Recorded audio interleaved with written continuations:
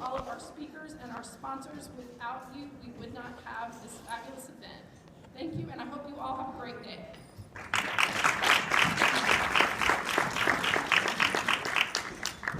I'm basically here just to say good morning. So thank you all for being here, and good morning.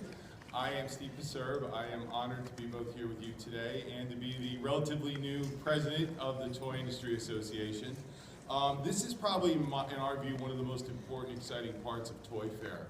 To be able to bring these two events together in a way that really helps folks in the toy industry and folks in the digital world look for new ways to work together. So I want to thank Tonda and her team for being great partners and wonderful to work with. We really are excited by this. It's interesting, I've been doing a lot of press, which is the nature of doing Toy Fair, and one of the questions I keep getting is, what's the most exciting thing? And I try to explain to reporters this intersection between tech and toys that's going on, and how companies really are getting it right. It's fun, it's exciting, it expands the experience for a kid.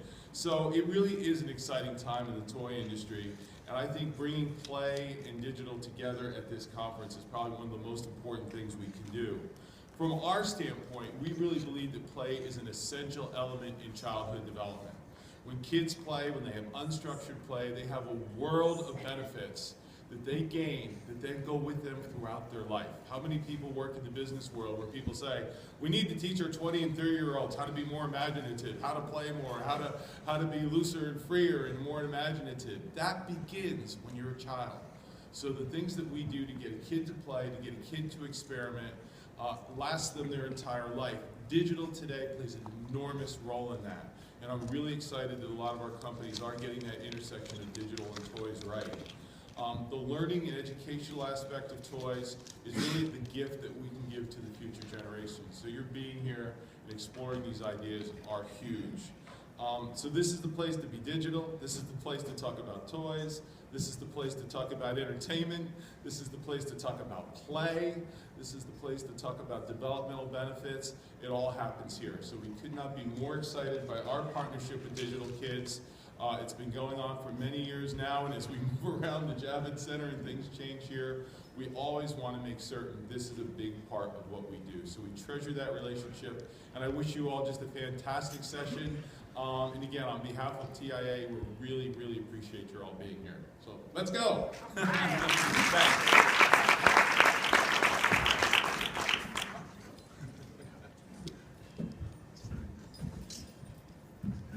Okay, so I'm going to welcome to the stage the anthropology of play. Let's see here. There we go. That's us. There we go. Michael Cohen from the Cohen Group is one of the moderators, and yes, please come on up. If you guys can just come up and have a seat. And Jerry Welch. These guys have worked really hard. I don't know if you know what goes into creating a session, but this one has taken us 6 months of a lot of time and effort put together, and I'm going to let Jerry take it from here and introduce the rest of the panel. I hope you all find great insight from the anthropology of play. Thank you, Tonda. It's very excited to be here. I'm Jerry Welch. I'm a partner and meeting partners, and we're a strategic advisory firm to the kids products industry.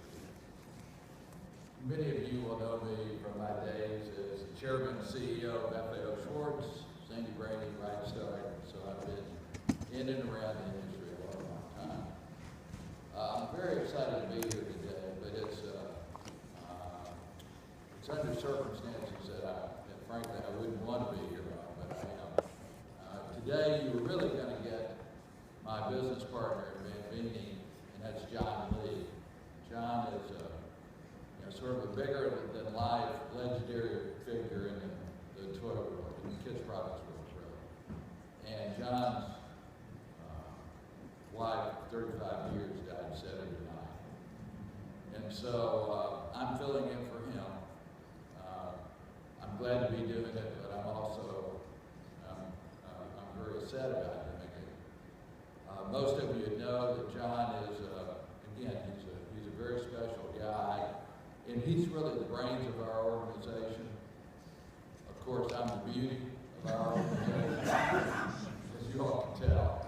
But again, we're all John's presence in the room, even though he couldn't be here today. And frankly, for those of you that know John Lee, you'll know the title of this, The Anthropology of Play, really, it comes from him, because he likes to describe himself as a children's anthropologist. Now, you know, he's a guy who uses a lot of big words, so when he first told me that he was going to put this session together and he was going to call it The Anthropology of Play, the only thing I could recall about anthropology was the fact that I made a gentleman C in college. So, the anthropology of play, though, is a very apt term for what we're talking about today. As everyone knows, anthropology is really the study of humanities. It's the study of the origins, the development, the changes, the impact of things on civilization and human mankind. And honestly, when you think about play and kids, toy industry, you think about the fact that, you know, the question that we're talking about today may be the most important change since the wheel in terms of play. Kids are always going to play, but if you just think about what we've heard over the last number of years about digital, the media is obviously enamored with digital technology, the impact on play. Wall Street, when you see the public companies, Hasbro, Mattel, Spin Master, Jack, so forth, the investment community loves to talk about and ask questions about what is the impact of digital technology on play and toy. So it's a very, very provocative subject. We've assembled a great panel of thought leaders in the industry. And so what we're going to do is we're going to ask them very pointed questions about this impact of digital technology on play and toys. And so we hope you like it today. We think it is going to be provocative. The format we're going to have is Michael and I will ask them questions, but we're going to say 15 to 20 minutes for you all to ask your questions. So thank you for being here today. We're glad to be a part of it. And now I introduce Michael Cole. Thank you. Thank you very much. Should we have our panelists come up? Yes, we should. We have Jesse Sutton, who's the founder of the JDB Group, Warren Shore, Vice President of Business Development and Global Licensing at Crayola, Alice Kahn, Conworks, head of Conworks, Michael Moynihan, VP of Marketing at Lego, Nancy Zwire, CMO of Spin Master. And I'm looking at their, as I'm reading their titles, many of these extraordinary colleagues have been in different positions, and I always think of conferences like this as affiliation is for identification purposes only, meaning that each one of these extraordinary people can talk about play and children over the course of an entire career. I hope that they do that. I'm going to start with a serious pragmatic issue, and that's your cell phone. So out of respect for your fellow attendees and for these distinguished panelists, please get them out and turn them on, for Christ's sake. Because this is DigitalKids, and there's going to be social media, and we're also, if the God of the digital world allows us, we're going to do some real-time interaction, polling and things with you throughout, towards the end of this panel and throughout the day. So, and this is my wonderful colleague, LaToya Adams, who is going to make that all work magically. I wanted to echo, of course, we miss John terribly. And I just, we really miss him. He's here in spirit, and this wouldn't have occurred without him. There are a couple of assumptions that I would just, for the sake of the entire two-day conference, and for the sake of this panel, I would just like to take a minute and get a couple of assumptions stated and kind of accepted so that we can move forward. I'm a developmental psychologist. I am a research company, and I've been doing work with children and media and education and everything in their lives for over 30 years. I've been to countless conferences where the question is play important? What is play about? This is not this conference. We are, except the assumption number one is that children play, as has been said. It's an essential dynamic and component of our species, and my understanding is for all mammals, and we can go into at another conference all the reasons for it. And the second assumption is that it is an extremely important activity. Eating, sleeping, dreaming, taking care of our young, etc., are all important, and play is up there with that. It's an essential activity for our species. So that's, we're coming into this as we're in. You know, play is important. What does change over time, usually, and across cultures is, and this is, I think, where John had the idea for the anthropology play, is what does play look like? So I grew up in New York City, and play looked very differently when I was a kid, however cliche it sounds. And I left my house at 7 in the morning on Saturday and came home at 7 at night and went all around the city and nobody batted an eye. Now, when my daughter's 23, if I lost sight of my daughter for 20 seconds, I would have a panic attack and would have to take tranquilizer. So it sounds cliche, but the nature of play has changed, meaning that the surface level of play has changed. And typically that changes over time by cohorts. So there's different generations play differently. You know, 150 years ago, kids were playing with hoops and they were doing ring around the rosy. Now we're finding that things are changing at an incredible speed that's only getting faster. And as a result of changes in the social environment, but certainly changes brought on by the explosive revolution of digital content and media. So what we're here to do is be an anthropologist. And when I say now, I say from my heart, which is, I'm looking out at this room of faces, and we'll be here for 2 days. I've come to understand that no one person can be the anthropologist of play. There's so many different perspectives on this that we collectively are the anthropologists. And everyone's perspective is going to add to that understanding. And we have a great team to start us off, and over the last, I'm hoping that by the end of these 2 days, I come away with this, and I do this for a living, which is ResearchKids, with a deeper and more complex understanding of the basic scientific question of what the hell is going on out there, and how do we stay up with it, you know, stay on top of it. So that's the other assumption, that this is, you know, one tries to make it as participatory as possible. We really see this as we're all in this together. The last assumption, quickly, is a very personal one for me, and I don't know if you've struggled with this, but I have been, and I call it the Tower of Silos. When God wanted to punish people for hubris, on the Tower of Babel, we made everyone speak a different language so they couldn't understand each other. I think we're doing quite well just the way we are, speaking English, but the expertise in different disciplines has become so great that it really is siloed information. So I sit in meetings where educators are talking to neuroscientists, we're talking to toy manufacturers, we're talking to retailers. They're all speaking English, and honest to God, I don't think half the time they understand what each other's talking about. And this is not I'm making a joke out of it, but it's a very important dynamic. I think we need translators, interpreters, and guides. So, what I'm giving you permission to do, if you don't understand something, ask for clarification. And when you're talking, let's go for clarity, because it's really important that we be able to talk across those silos. There's an enormous amount of, it's as much of an explosion in our knowledge about ourselves as there is from the digital world. I'm sure they go together. With that said, those are the assumptions, and I'm going to turn it back to Jerry, and we'll start asking questions. The structures we've identified a question for each panelist to lead with. They're not the exclusive answer of that question, but they'll start with that.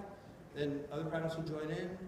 Then we'll ask you some questions, and then we'll have some time for Q&A.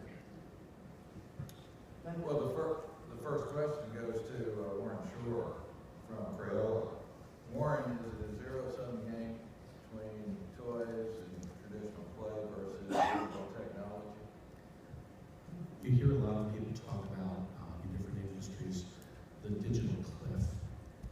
What happens when digital takes over, whether it's a play pattern or it's a function. I don't think in the toy industry there is the danger of a cliff. I think that digital has been adopted by the industry and by the consumer as an added value.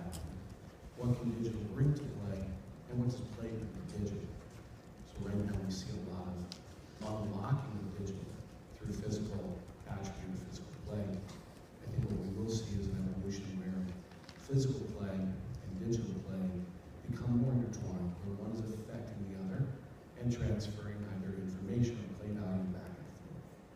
I think that's ultimately what most of the companies and the consumer is desirous of where we go. And what do you think, Warren, the status of integration of technology, digital technology, other technology into digital play now? Is it fully integrated, or are we just at the beginning, or are we somewhere in there? I think we are very much already at the beginning. I mentioned that we see a lot of, well, I would call it unlocking. So you have games that are fully developed, and we talk about toys to life. That's been very successful for the industry. But what you have is a largely fully fleshed out, realized game that the physical component really just unlocks it as you go. I think Lego's done a very good job of trying to bridge that, where how do you play to unlock, or as other companies have been experimenting with, ours being one of them, how can you experiment in the physical world and have it not just inform the digital world, but be a requirement for success and for play in the digital world? And Nancy, you're smiling over there. So, since I've been watching all the debates, I want to make sure that we get everyone's viewpoint. So, do you agree with Warren? Absolutely. I think we used to think of digital as being played on a screen, and now with Toys to Life, we're realizing that the most exciting opportunity available to us is infusing physical toys with smart technology made possible by the explosion of digital capabilities. And for example, at Spinmaster, we're launching a new product this year called AirHawks Connect, where you can actually fly your plane, or your quad, your drone, but it catapults you into basically a video game, and you can solve missions. So I think what's really exciting is because digital infused with physical product allows for more storytelling, all of a sudden the play gets much, much richer, and it's a very exciting time, and I think people are just now starting to harness this possibility in a big way. So, where the question came from, it came from years of the dialogue being, the dialogue often sets the dialogue, and it was that digital is interfering with play, and digital screen time and playtime being crowded, etc. So the assumption that we're making is that that's not how it came out, but that was the Prevailing. yes. So what happened? I mean, we didn't answer that. No. Just one thought, I think, from our perspective, is that oftentimes there can be an overemphasis on the platform. Is it digital? Is it physical? But at the end of the day, it all boils down to needs. So, self-expression is something that kids have. Well, now digital opens up a lot of possibilities, and the conversions between digital and physical offer tons of opportunities for satisfying that need. Socialization can be another need, et cetera, et cetera. So, when you look at it purely through a platform lens, you might see, there's some conflict, or you might imagine that. But at the end of the day, when you boil it down to needs, all of a sudden it starts to make sense that the conversion there there's something magical that can happen. Anyone else on this? We hear a lot about tension points from moms about digital screen time. Either looking to limit digital screen time, not wanting screen time. And the more we dig into the data, the more we interview and learn, it's not so much just limiting, it's the quality of the screen time. And I think what the toy industry brings, and toy companies, and physical to digital bring, is a platform for mom to say, that's okay. It's a quality experience. It's delivering value, in some cases learning value to my child. And where you can bring the physical attribute in, well, now it's not entirely just screen time. My child is coloring and learning and drawing and doing, and now the screen time is valuable to me because it's informing the physical play. Yeah, I agree, and I think it's that. Is this on? It's that great line from Jeff Goldblum's great line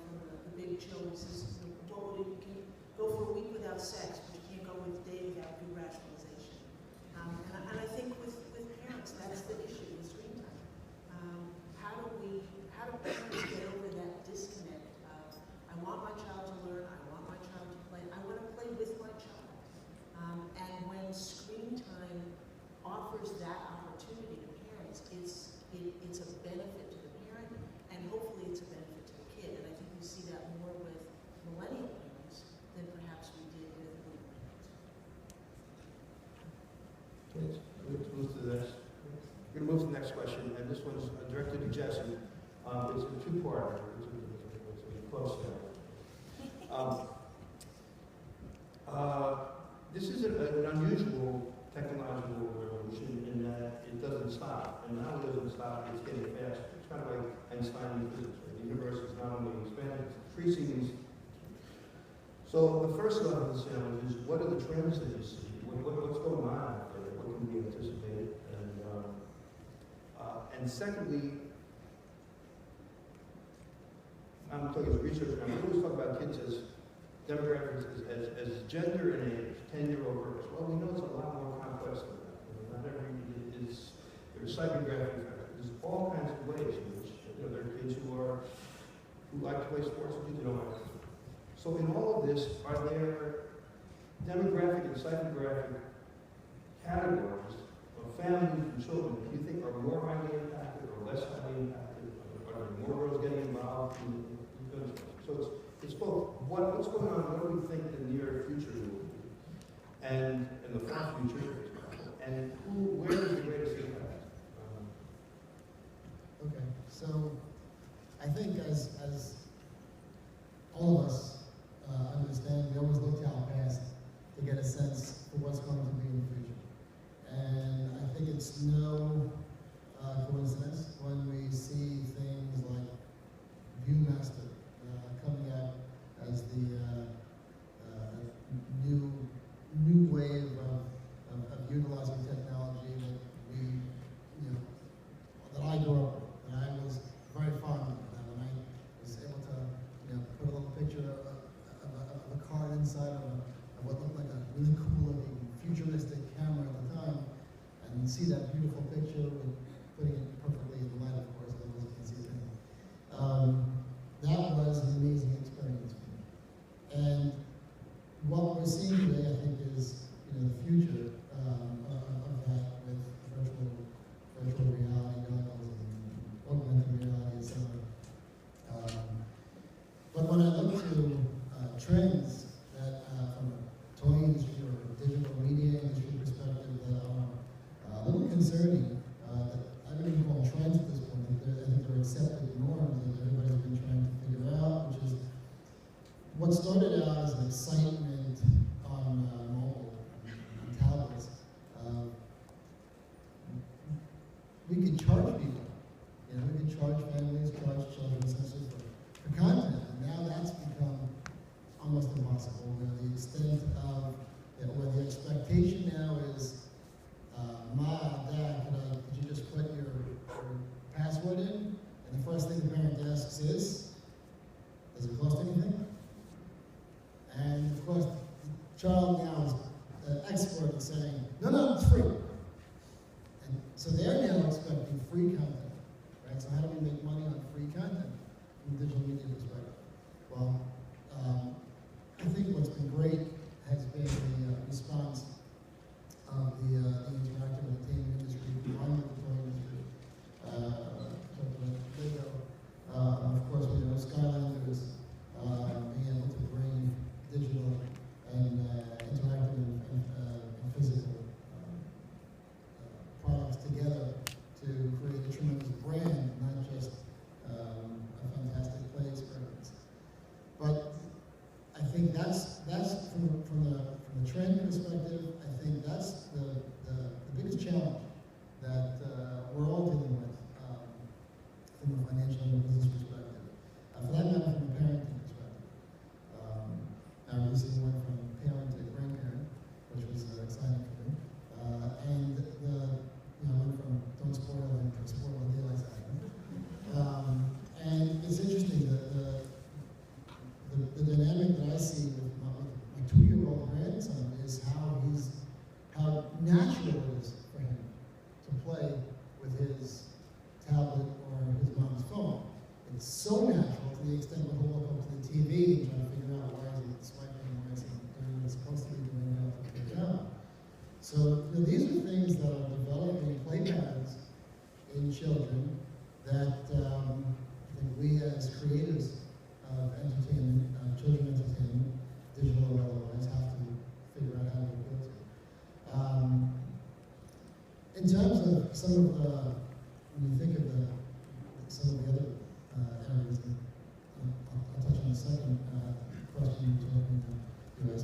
which is, you know, I come from, I've grown up pretty much in the interactive entertainment industry, spent 27 years at US Marketing and for the last 15 years pretty much acting as CEO.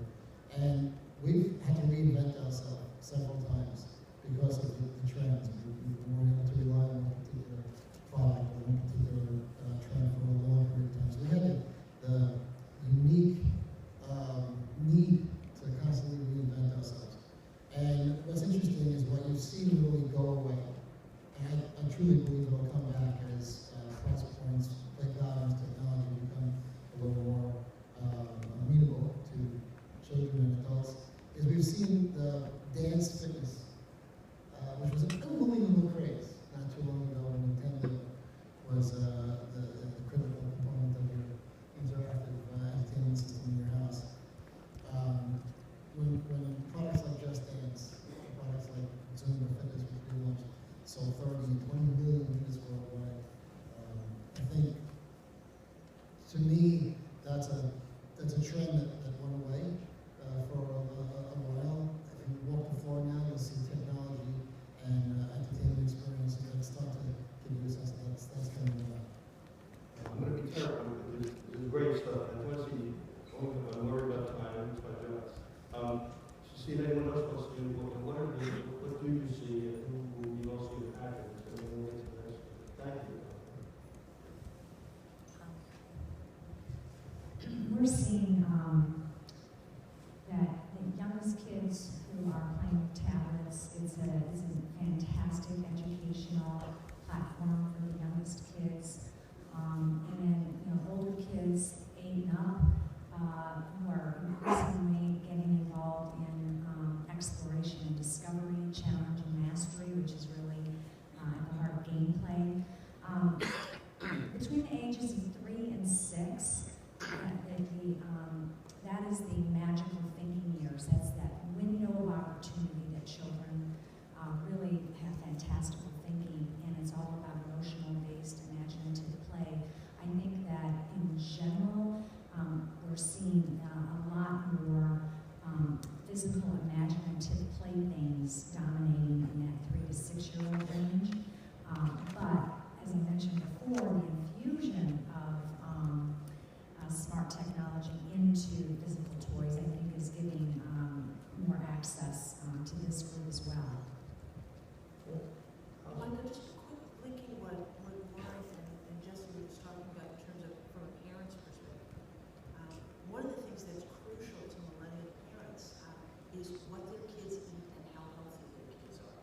And it's a struggle that we all deal with as parents, but it has come to the fore with this generation. So whether it is a return or a resurgence or a reimagination of Just Dance that blends healthy lifestyles or a larger look at healthy lifestyles, but I think it speaks to your point that parents really are looking for those exciting, engaging, inspiring, screen-based opportunities where they can participate with their child and they know their child is getting something not only fun, but something really positive and healthy. From my one sentence, which is what I thought you would say is that in the way the novelty phase is over, when it was first one movie, it was a novel. But this is one man's perspective, is that it's the novelty phase of technology and digital companies. It's not, it's part of life. And it will only work if it's honestly and integrated into the program. Next question. Yeah, Nancy, for this audience, why don't you tell them what you believe is the most important, or the most important impacts that digital technology has had on life? So, you know, speaking to this point about novelty that Michael just mentioned, there's a lot of things that are now de rigueur, we just take it for granted.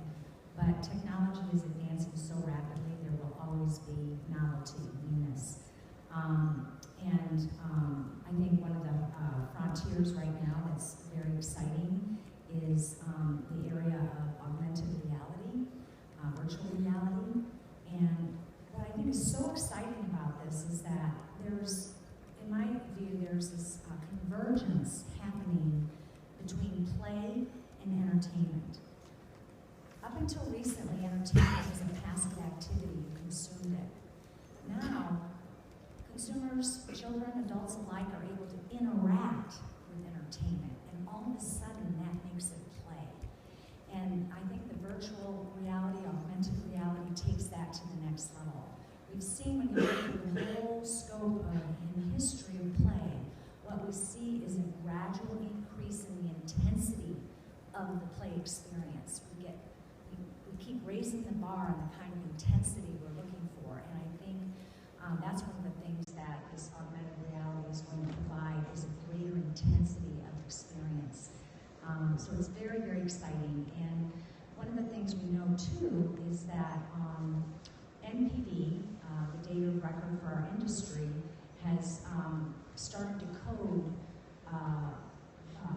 product sales based on whether content is part of it.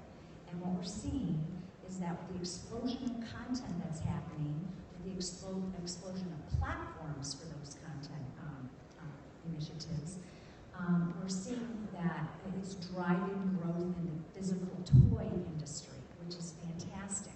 The business has grown more in the last year than it has in recent history. And so just this idea of leveraging the power of content and storytelling and bringing it into play, I think is extremely exciting. And we're just beginning to scratch the surface on what's possible. And I think that people who are digital first are going to bring a lot of innovation into the space. And I think that the kind of partnerships that can happen between digital first people and people who really understand the ins and outs of physical toy design and manufacturing, I think where there's partnerships forged, it's just going to be so exciting. I just can't wait to see what happens next.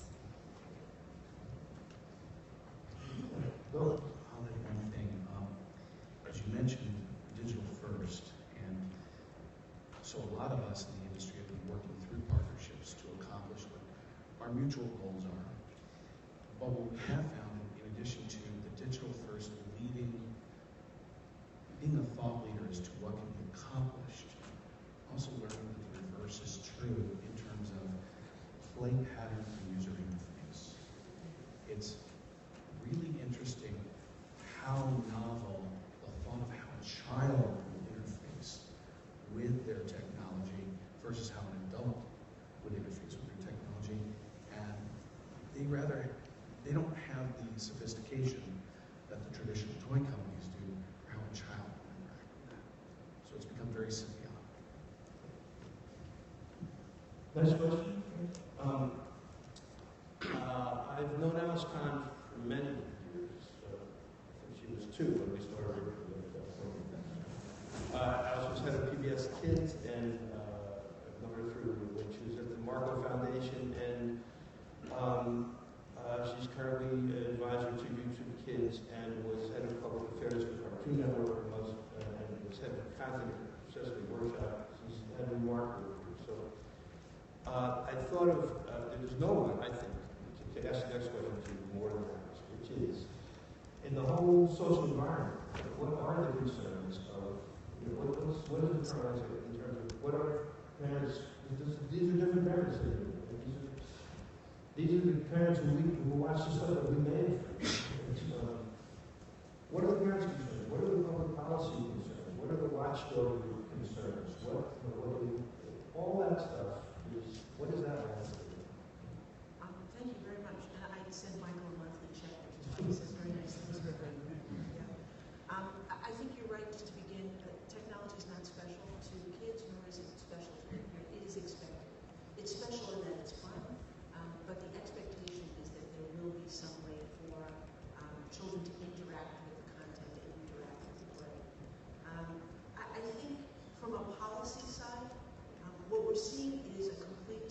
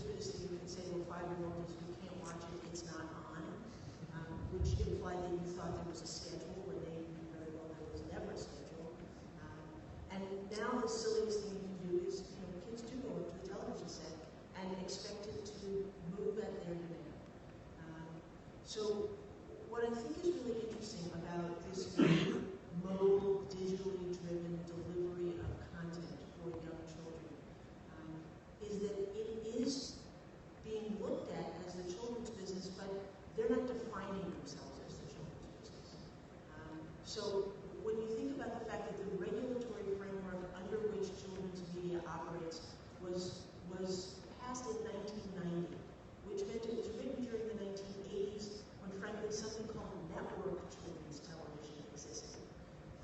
The regulatory framework is outdated.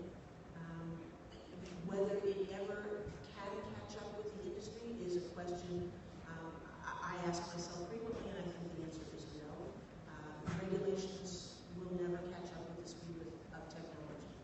From the advocacy community side, I think, again, we're facing absolutely well-intentioned advocacy groups who are deeply concerned and positive that they know what is best for children from a developmental standpoint, while at the same time, I think many of the advocacy groups who are criticizing what the toy industry is doing, who are criticizing what the screens-based industry is doing, would really be happy if we still had 13 channels and most of it was in black and white. And when you think about the history of screens-based media, none of it ever really goes away. So when the original Nickelodeon of the early 1900s came out, parents were convinced that movies were going to be, we were going to hell in a handbasket. Movies were going to be the dismantling of American society. That didn't happen. When radio replaced movies, you had advocacy groups and mothers groups and religious organizations railing against the fact that children are now lying on the living room floor listening to radio, and that was going to kill American society. When television replaced radio, again we saw a similar outcry, and when the personal computer began to reinvent and replace television, we saw this again. It has never happened, and each of those past industries have reinvented themselves. So I know that sounds kind of dark, but I am very hopeful that we will continue to reinvent. The folks sitting on this panel, the folks sitting in this room, will continue to reinvent and disrupt what we know about the industry in children's best interests. One of the things I find, you all guys know all about millennial parents, and I don't want to go through stats, but one of the things that in prepping for this I found most interesting was a disconnect. And I'm not quite sure what to do with it or what to recommend. But millennial parents, when you ask them about their children, what they want for their children, what are their hopes and dreams, they want their children to be empathetic. They want them to be kind. They want them to be questioning. The disconnect comes when you ask children what they think their parents want. What children think their parents want is for them to do really well in school and be competitive and win. So there is a disconnect between what parents believe they are telling their children and what children are hearing and how children are behaving. How do we address that? How do we get to the stress that kids are feeling about competition? How do we get to the stress parents are feeling about competition? And when you think about how quickly, millennial parents in great numbers, something like 60%, their first post of their kid is like the day they were born. And they're right, exactly, earlier. And they're relentless in doing so. While they say they want their children to be kind and empathetic, they're also concerned about their children appearing a certain way and behaving a certain way. So how we in the play industry, in the toy industry, think about addressing parents' desires to have their children be that empathetic, thoughtful, kind, considerate person, and at the same time offer kids those opportunities to achieve personal goals, I think is a really interesting challenge. Great. The social environment changes. Just very quickly, we did a study in 1990 of what kids most wanted, and the margin of error, but 3 to 5% listed spending more time with their parents as in their top 10 list of things they wanted. 25 years later, 95% of kids list spending more time with their families as one of the top 3 things they want. So the world, the social environment really does. I'm totally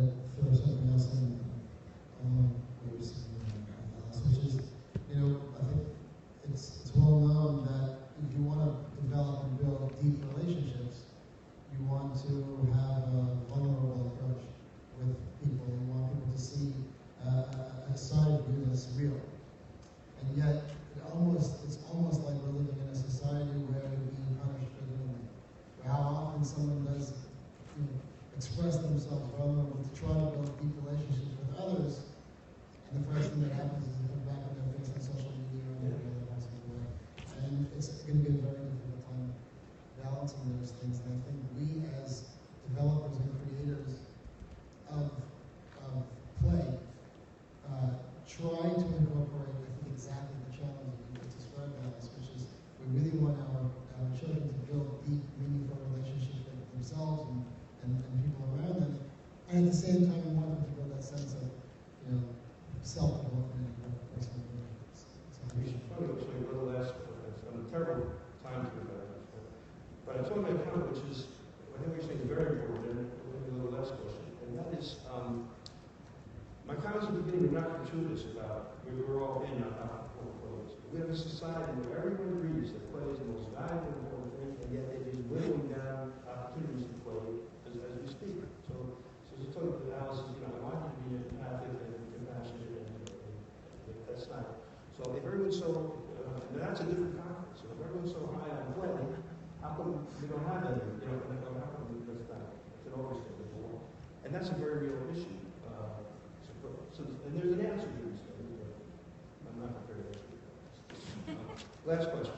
Now, Mike, arguably over the last 15 years, your company, Lego, probably had one of the biggest changes in attitude regarding digital technology incorporated in your products. So, with that in mind, how does Lego keep their finger on the pulse? Are you all trying to look out in the future and forecast where it's going to be and move to that point? Or are you just trying to stay current? So in terms of how we try to keep our finger on the pulse, this was inspired by a pretty cataclysmic event that we had probably about 12 years ago. We almost went under, and it forced us to really sort of take a deep look within, but also a deep look outside. And so I'm sure at a very base level, the way that we keep our finger on the pulse is sort of table stakes in the sense of, okay, do you have the right network of partners that you're working with to sort of keep you honest on things? Do you have even the right news feeds and publications and all that stuff? But that's sort of table stakes. And one key thing is, are you curious enough to prioritize that stuff and make sure that you're staying in the loop? But again, I think that's table stakes. What I think is the differentiator is how you make sense out of all of that stuff. And for that, believe it or not, we put a lot of emphasis, inspired by the turnaround that we had a dozen years ago around the soft sciences, which I was so excited by the title of this panel. And because at the end of the day, we started to really lean into anthropology, psychology, sociology, those disciplines that can really make sense out of the human condition and what people are going through. And at the end of the day, I think that can help separate the signal from the noise oftentimes. And it feels in some ways like we're swimming upstream when we read the mass media on this, because you see a lot of experts from Washington politicians to business people everywhere advising high school and college kids to major in things that you're going to make a lot of money in. It's STEM, it's coding, it's data science and all of that, and that's all true. Those are all professions that people need. But then they go to the next step and say, the last thing we should do is to major in the liberal arts. That's a complete waste, it's frivolous, and nobody can ever make money on that. Well, the irony of that is that it's a pretty fundamental part of our turnaround. And by the way, there are other companies out there like IKEA, Google, and Facebook, and others that are leaning heavily into these disciplines. And so for us, I think that's really the essence of it. And it's not only in the research that we do, it's also in the hiring that we do. So increasingly now, we are bringing on people who, God forbid, have liberal arts degrees. And it's because ultimately, at the end of the day, in a very dynamic world, you need people who are curious, who can deal comfortably with ambiguity, who can take data and insights from across many different disparate disciplines, synthesize them, make sense out of them, come up with a point of view on what we do about them. And at the end of the day, as it turns out, liberal arts folks are good at that. Now, it's not to say that we need one or the other. You just need a mix and a balance in your talent portfolio, and we definitely don't want to take a short shrift to that. Now, the second part of your question, as far as are we trying to sort of invent the future or keep pace with it? Of course, the natural inclination for anybody, of course we're inventing the future, but, I think the honest answer, though, is a little bit more nuanced than that. I think for us, where we have an obligation is in those areas that are central to the core of who we are in our mission. But in areas that are outside of that, that are either outside of our mission or our core capabilities, the best that we can hope to do is keep. We're not a tech company, so we're not going to invent the future of technology. The best that I think we can do is hope to keep up with that and understand where developments in that space intersect with our brand and how our brand can potentially leverage that for deeper experiences.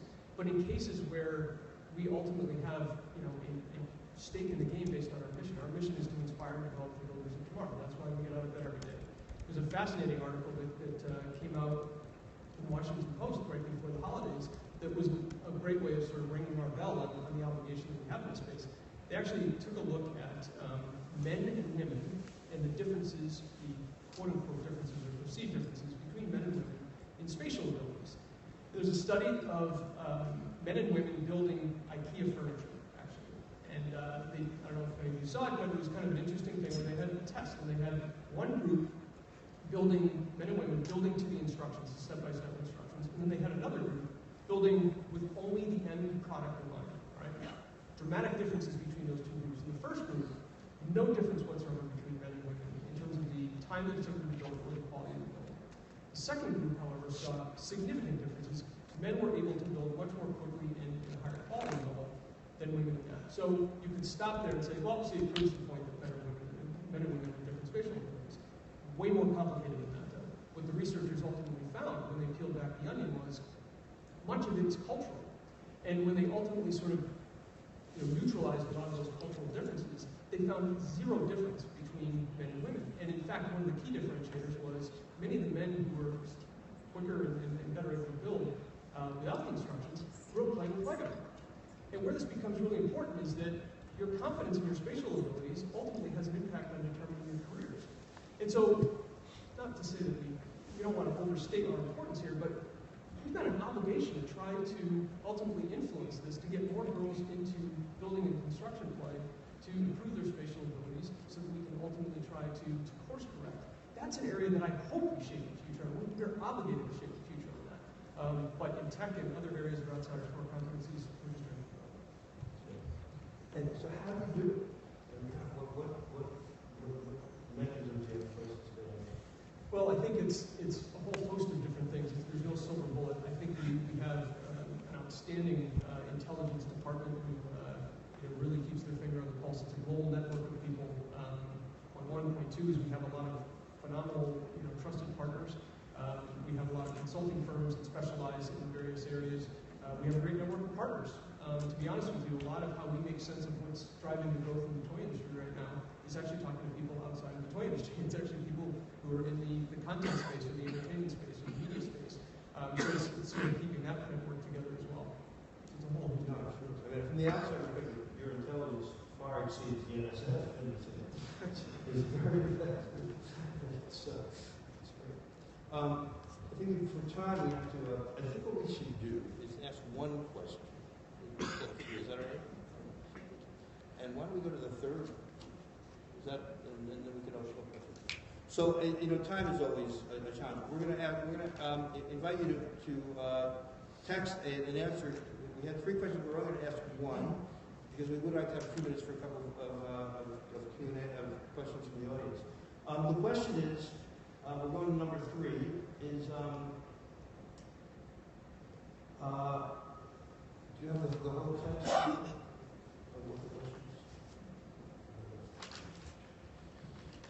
is? It's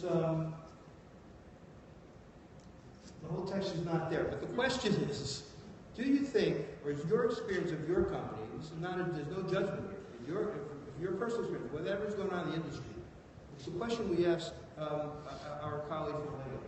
Do you feel like you are creating the future, you're ahead of the curve, and you're foreseeing it, and you're leading the way?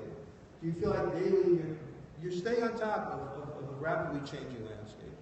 Do you feel like you're struggling to keep up, and you feel like you're always behind? Oh, it's there. So, and the answers are coming in. For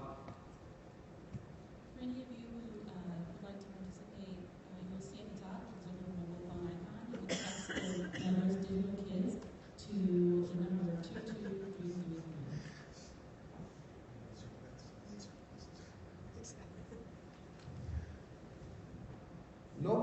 feeling behind, which is great. I feel behind the money. No, you're just I'm just kidding. That's wonderful. We can keep that going. Questions from the audience? I think we have time. Do we have a minute or a couple minutes? Yeah. May I borrow one of those microphones so I can walk around? And well, I want to thank the panel. And I put everything together. It's everything from changing economics to somebody said earlier, and I'm going to study on 2 to 5 hours of touch. Right. Use of technology. Go ahead. Raise your hand.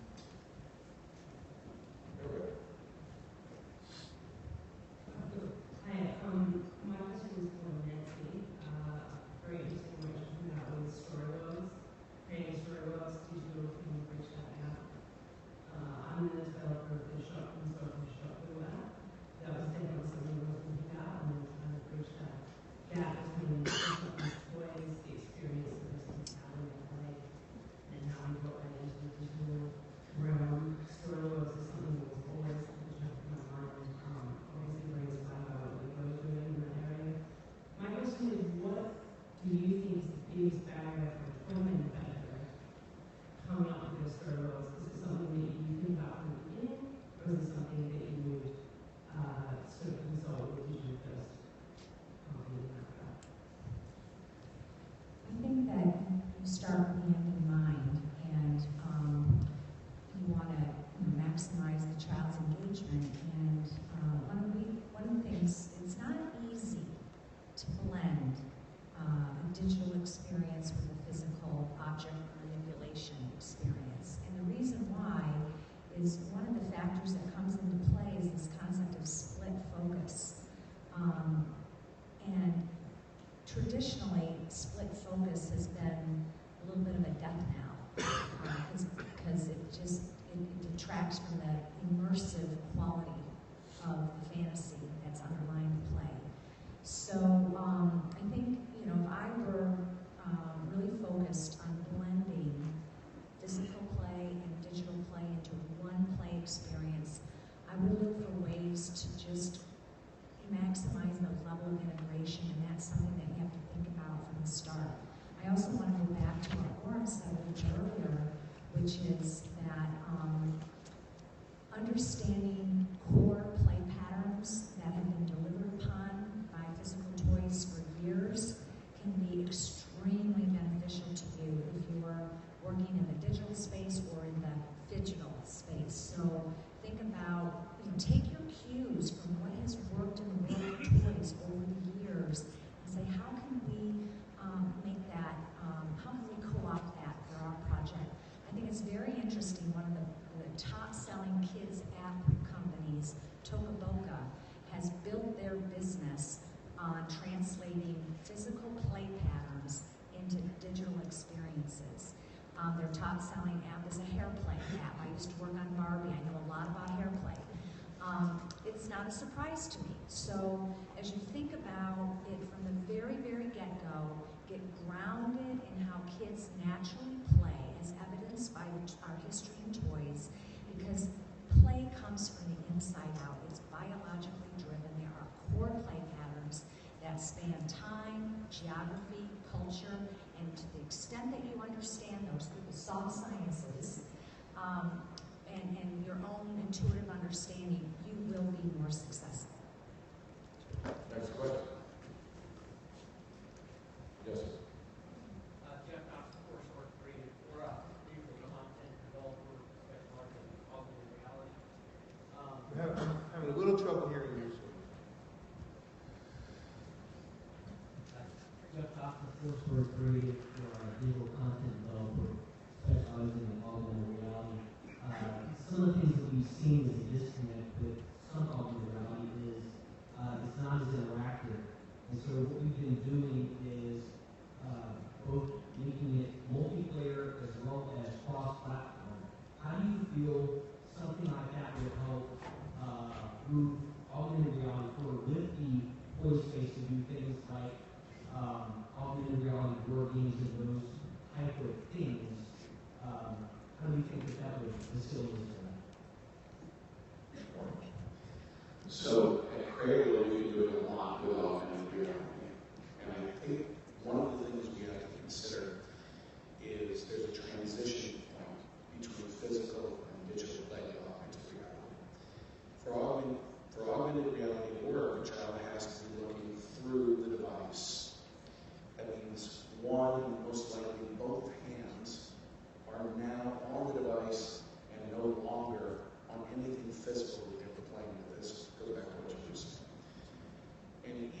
company who's developing, whether they're on the interactive side or on the traditional toy side, has to look at that transition point from the standpoint of what's important for their mission, if they're a mission-based company, or if they're looking for play value. For us, it happens when a child puts pen, crayon, marker, paper. That's where their thought process comes out. So we want to capture that and then translate that into the play world, that augmented reality world. But other companies have to transition at a completely different point with different purpose. So to your question of how does that affect play value, I would challenge you first to make certain, can a child even play the game, and still engage in the digital play value? I want to just add a little bit to that, because I had the good fortune of spending some time with virtual reality experiences as well as a lot of the augmented reality experiences. When you talk about that transition, I think one of the main questions you want to ask yourself if you're developing those kind of experiences, that augmented reality, you really have to ask yourself, why does the consumer, the player, need the physical?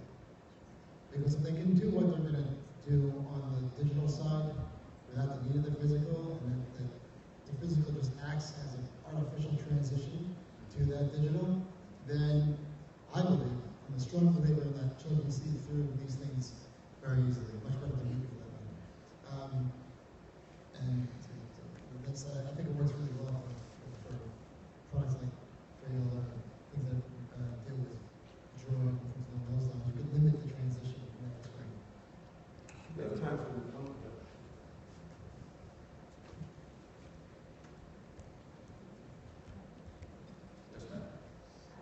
As digital and physical become more and more infused, do you see that there's a risk that digital could eventually eclipse the physical, or do you think that physical play is just such a need that that would never happen? That's a very good question. Great. That one just touches a nerve with us. I think we passionately believe that there will always be a need for physical play. And I think the challenge is to make sure that you are briefing the digital projects in a way that really drives interest in physical. So, as an example, I think we've had the good fortune of being a big part of the video game space. The reality is the world didn't need a new video game franchise. I mean, there were plenty of franchises out there, so we're saying, what can we bring that's a little bit unique and different? And in particular, how can video games actually drive an interest in actually tangible building? And the designers did a brilliant job with that brief. But it wasn't the starting point of saying, wow, the video game category is really big, how do we just jump in with that and create some kind of Lego game that we can slap a logo into? So it's really, I think, a very clear brief that needs to take place here to make sure that there is the toggling back and forth between the physical and the digital, and that you're not doing it just to launch something digital. And for anybody who spent any time with young children in 12-degree and below weather for the last 3 days, we know why that physical play is so important. As engaging as those screens activities are, from a health perspective, both a mental health as well as a physical health perspective, I think there is a biological as well as an emotional attachment on the part of young children, and certainly on the part of parents and caregivers, in having that physical play activity. And just to add to that, in really understanding brain development, and understanding it through the filter of trying to understand play, object manipulation in 3D space is absolutely essential to proper brain development. So you've got your gross motor skills, which is moving your body through physical space, and that's where we get into the sporting goods kinds of things. But object manipulation is the seat of most physical play, and is absolutely critical. And the younger you are, the more important and foundational it is.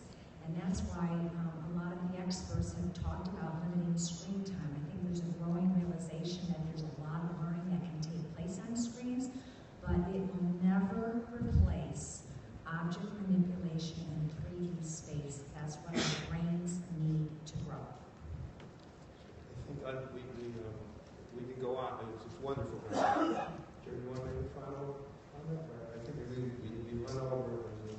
No, I think it's been a terrific session, great questions. We'd love to sit up here and answer those for a long time. The boss, Tom, is giving us the end signal. So thank you for your attention and thank you very much for coming.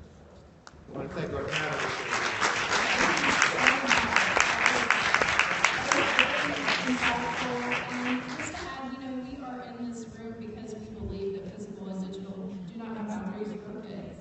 They don't see the boundaries, and we need to remember that we're created for them. It's about both, but it's not even about either or anymore. So, come back in exactly at 10:30, and we will be hearing from Maria Bailey. If you haven't logged into the Wi-Fi, it's free through Java. It's just open your browser and find free Wi-Fi.